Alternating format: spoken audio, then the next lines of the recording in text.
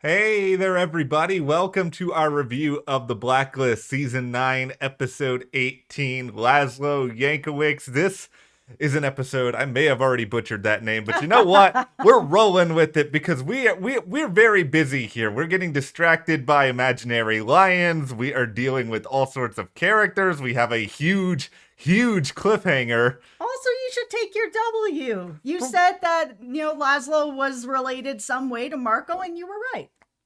Hey, okay, there we go. I will take my random. Look at you guys giving us some continuity on your blacklisters. We're proud of you. We're in general, honestly, I'm proud of these past several episodes. Oh, so good. It feels like the show, they were sort of like asleep for the first couple of weeks of this season, but they've like woken up and they're getting more energized throughout their metaphorical day here. Are you including the robot episode, which seems to be like your favorite of the whole season? The robot episode is not good. The robot No. episode is just memorable. We will always remember where we were when we saw it. Also, I just want to give a shout out to Megan Boone. Today is her birthday, so Yay. happy birthday. Happy birthday, Megan. And also, hit that subscribe button. We are here with reviews, previews, theories, awesome stuff on this show. We want you guys to be here through all this season and, of course, Season 10, which is officially happening. Also, if you want to support the channel or help support us so we can continue to bring you videos like this, right under this video, there's a little button that says thanks with a little heart on it. If you click that button, you can donate to the channel, which helps us, to continue to make these videos. And thank you to everyone who's already donated so far. We really appreciate it. Yeah, we really do. Thank you guys so much. And now I'm going to do a reenactment of the final seconds of this episode. Okay. That's pretty good. Thank you. Things went kablooey, everybody. What happened to Weecha? Okay, here's where I land on this. Nothing has happened to Weecha. The room that blew up seemingly had nobody in it at that time. It sounded like Weecha was on the stairs. We saw Mr. Kaplan walk away out of that room. I think everyone's alive.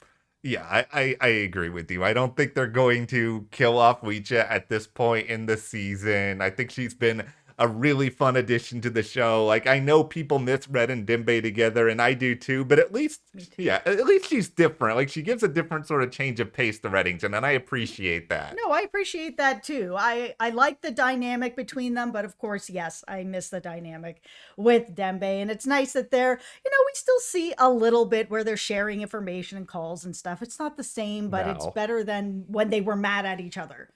Okay, now we have to get to the other person who was supposedly in that building, which is Mr. Kaplan or whoever this may be.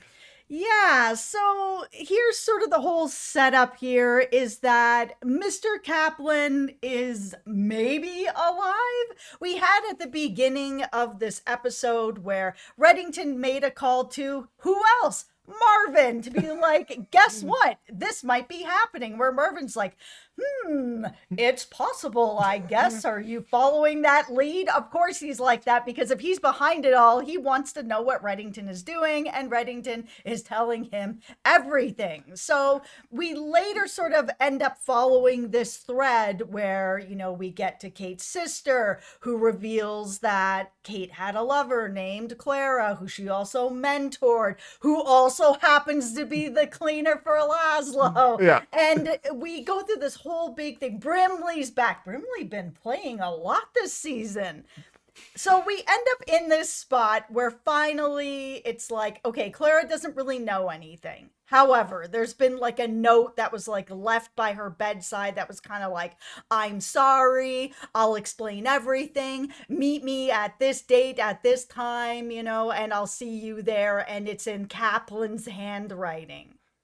Things are going to get wild in this video. I'm just going to tell you guys right now, because there's so many bonkers things that are just in like everything you described that it's like, it's hard to even know where to start the bonkers train here. Like, first and foremost, Reddington, of all people, we got to have a talk here with your I'm just going to let her rest in peace in the river as her final resting place. Dude, you shot her earlier in the season and she was not dead then. Why are you not going to pay close attention to this now? Because it's complicated. Listen, love is complicated. And even when somebody's betraying you and you're mad at them, you still love them. That's what makes it so complicated. We've all been mad at people we love. We don't shoot them or, jump off a bridge or anything. But even when we're like at our most mad, we still love those people. And that's what makes it so complicated where, I think it's one thing if it's Reddington's choice and he's in the heat of a moment and he's shooting her, and it's another thing where she's decided to take her own life, where he's, a little less heated than he was, and now he's back in the, I still have love for you, so I'm just gonna let you rest in peace. It's complicated. You are right. I am still like, Reddington, what is wrong with you? No, you are right. You are right. He is a very emotional man at his core. We know that Reddington has a big heart. And we even saw some of that in his scenes with Maureen, but I really liked Maureen, by the way. I thought they did a great job of casting her. She did feel kind of Kaplan-y without exactly being Mr. Kaplan. Who thinks it's Maureen at the end of this that was standing there dressed as her sister? Okay, listen, the theory... I feel like that theory is going to be out there, and because she's so like, I'm happy to garden and have my quiet life and whatever, I'm just kind of like, I don't know. I'm not saying that it is her or it isn't her, but if they decide to make it her, they have left enough threads where she was kind of like, I thought my life was going to be different. I was going to be kind of traveling around. I was going to have a much bigger life than this. But I've accepted that I just, garden and sit in my gazebo and I just work down the street. I don't know.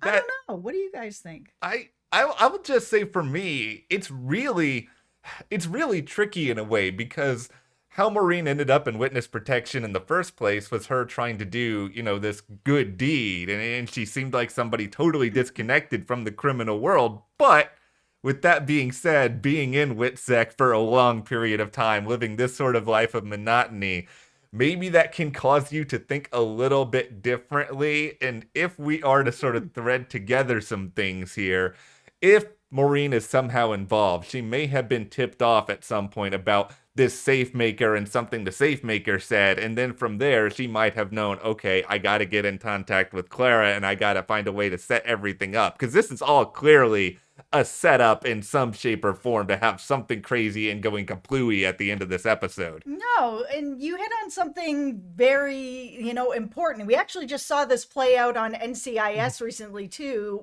The idea of when you think you're doing the right thing to, come forward about something, and then you get put into WITSEC, and then your whole life change. Every dream that you had, everything that you loved, everything that made you has to disappear, because you have to become a completely different person, and you have to kind of push down everything that you ever loved or wanted to do, because you have to make yourself somebody else. And that's a very difficult thing to do, and there could be a lot of resentment there. It's just when Claire was like, oh, the handwriting looked like, okay, well, who's going to know that then? There's only like a handful of people that will know that. Sister will know that. Marvin will know that. Other people in Red's organization would probably know that as well. She worked for Red for a very long time. So there's got to be paperwork, whatever that's there. So my prime suspect is still Marvin, who would have that handwriting available.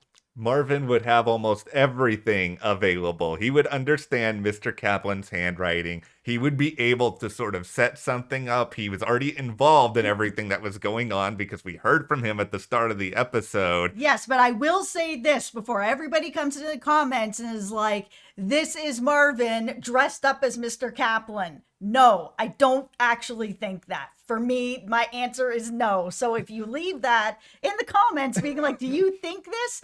The answer is no. Here's where things are about to get wild, everybody, because this is what I think. Actually, I don't know, maybe this isn't that crazy, but, we've seen a lot of technology used in the Blacklist in the past, and we all know we're in this era of holograms. I mean, you mentioned NCIS. There was an NCIS episode earlier this season about a hologram. I think it is very well possible that whoever is behind this, whether it's Marvin, somebody else, Panabaker, Katarina, like, that they would have access to some sort of holographic figure of Mr. Kaplan they could have projected up there. Because clearly that person, that Kaplan, fake Kaplan, whatever, was standing in a place where they would clearly be visible for people outside the building to see them. And I think after Reddington had his whole speech about perception and all this in his masterclass videos that we saw last week, I think they're leaning a lot into Reddington is seeing what somebody wants him to see. And I think that something is an illusion that they're sort of using all these different people in order to craft. Yeah, it was very clearly a trap, and because Reddington's mind is so clouded right now, he's just not seeing it. Mr. Kaplan's going to be standing right in the window of this place. No, not for Clara, not for nobody. Like, it's just not going to be the way that it is. She's going to be somewhere deeper in the building. She's not going to just have herself on display. If she's been hiding for all these years, now all of a sudden she's going to be like, here I am on the phone in front of the window, all the lights on me. I was like, oh, this isn't real. This isn't happening. So the idea that it could be, a hologram, something like that makes a lot of sense, because then otherwise it has to be somebody that's willing to die for this cause. And I mean, some people might.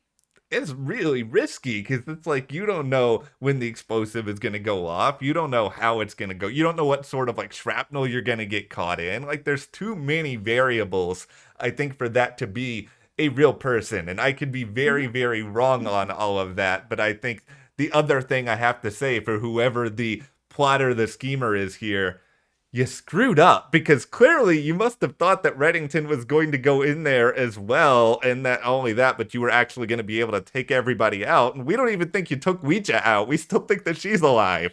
I think it's possible. There's sort of like two thoughts here. Like, yeah, the person could have thought that maybe Reddington was going to go into the building.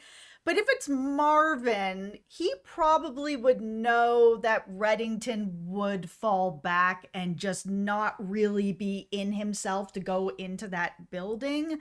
I don't know, because I just don't think that the plan is to kill Reddington. Okay. And I don't know why. Like, it could be we're going to kill Reddington and take over his empire, or I don't know. I just don't think it's that.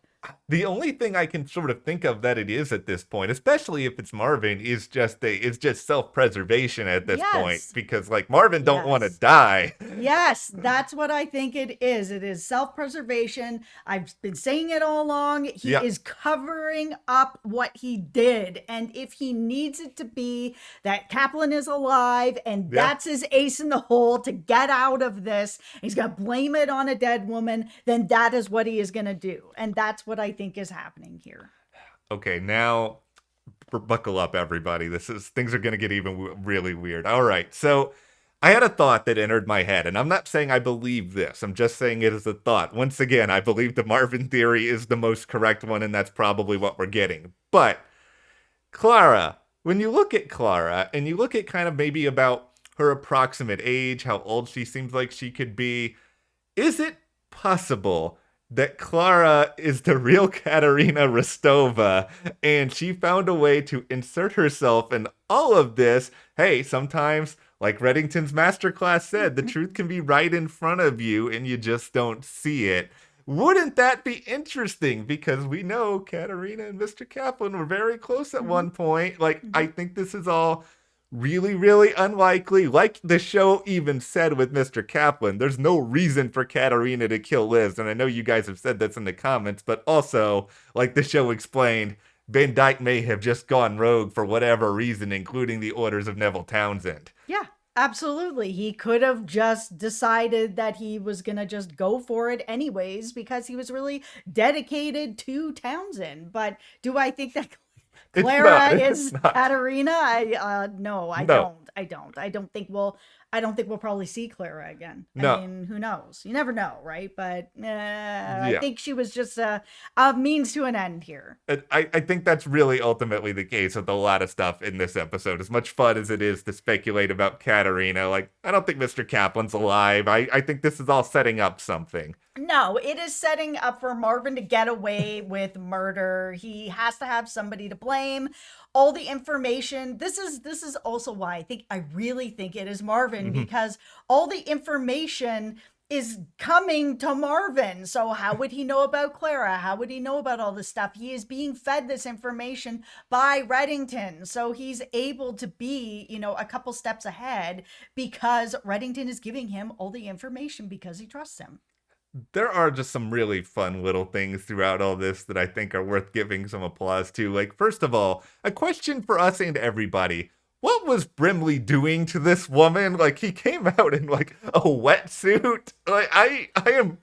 Up to imagination. This character is getting better every time I see him. I mean, even some of the stuff about the camel that I don't want to think about, but like, he's so weird. I also was really appreciative to see Reddington helping his friend study for the naturalization exam. It, really warmed my heart. I am an American citizen. It'll be 5 years this August, and I did the exact same thing. I am a cue card person. I took that same test, and it's true. You have to study 120 questions, but you only get whatever it is, 20 questions. So I thought that was really nice. I was like, oh, my 5-year anniversary is coming up. Yeah, congratulations for starters. And thank you. You were there. I was there. I was there. I remember helping to study. I remember when I did the Canadian citizenship. I had to do something similar to this too. And yeah, for those of you who don't know, we are both dual citizens. It was just such a... I just love that they're doing these weird little things like this that are things that I don't think any writers would ever really think of throwing in an episode. But it really worked just because it kind of gave a little bit of an extra layer to Reddington trying to get more information. So I just think this was a really fun, entertaining episode. Yeah, and I also liked seeing the pressure of everything really get to Cooper, where we actually saw him lose his cool on Wrestler, who's just like, hey, we got a lead. He's so excited. He's like, oh, we're getting closer to helping you out here. And Cooper is really feeling the pressure. And he's always so just cool about a lot of stuff that it's nice to see him have that kind of reaction where it's really starting to get to him. It was also good to sort of know that, okay, the Cole and LaCroix here, the private investigator lawyer combo, Cooper's not the only person that they've been doing some shenanigans with over time, but what seems to be interesting about them is with the case that was sort of brought into this episode, they had sort of just found it out of nowhere and pretended to represent the client. I still think that somebody's pulling the strings for them. I don't think that they are crafty enough to pull all of this off, but clearly these two were sought out because of their unique experience doing these sort of things.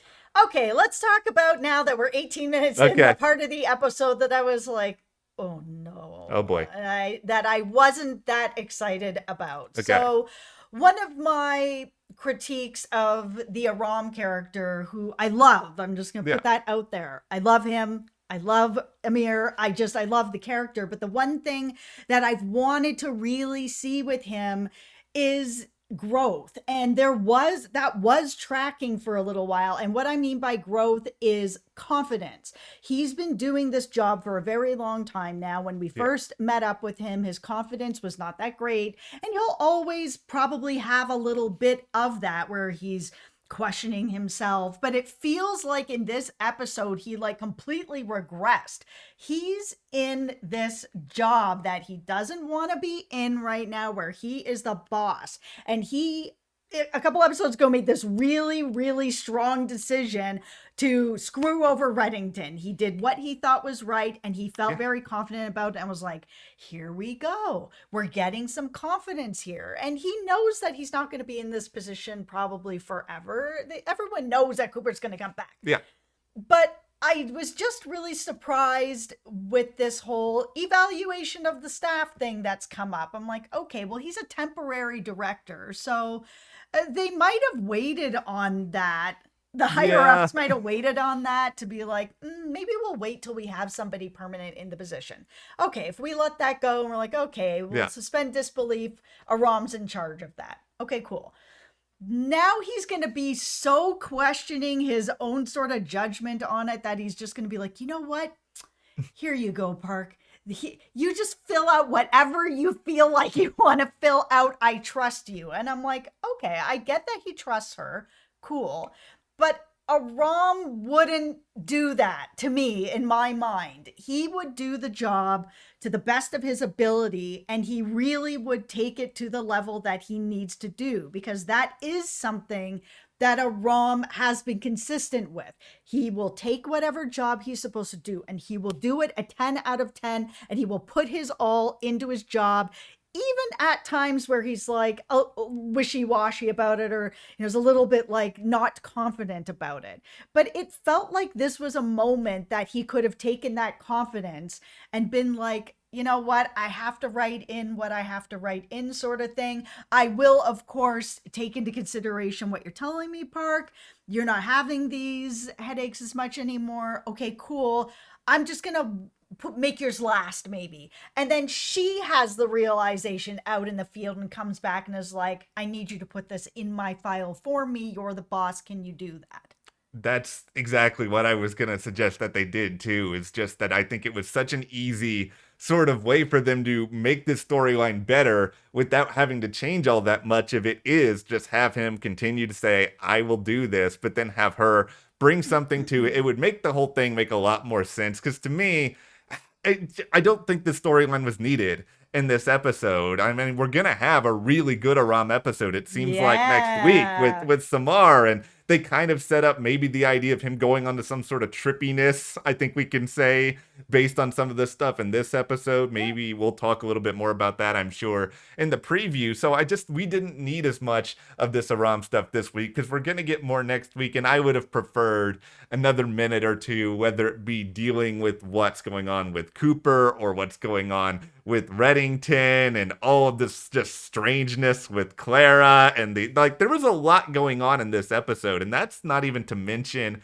the Blacklister, which, by the way, I love Laszlo. Laszlo was insane. He was weird. I love the idea that some higher level producer on the Blacklist needed to budget out money for a CGI lion that was on the show for all of 10 seconds. It was probably the same person who greenlit that robot episode. Okay. I was kind of like, all right. It actually would have, for me, felt more realistic for the trip that he was on if we never saw it, but we just saw everybody's reaction to what he was doing. That would have made it so much more believable for me. But yeah, I think that they could have kept everything with Aram and Park and him having to do these evaluations. But I needed to see the confidence in him that it just needs to grow a little bit, that he'd be like, man, I don't really want to do this, but it's part of my job, so I'm going to do it. But you know what? I'll just do yours last. That gives her enough time to come forward and be like, you know what? You need to put it in there. I'm sorry. Which makes me be like, is Park leaving the show?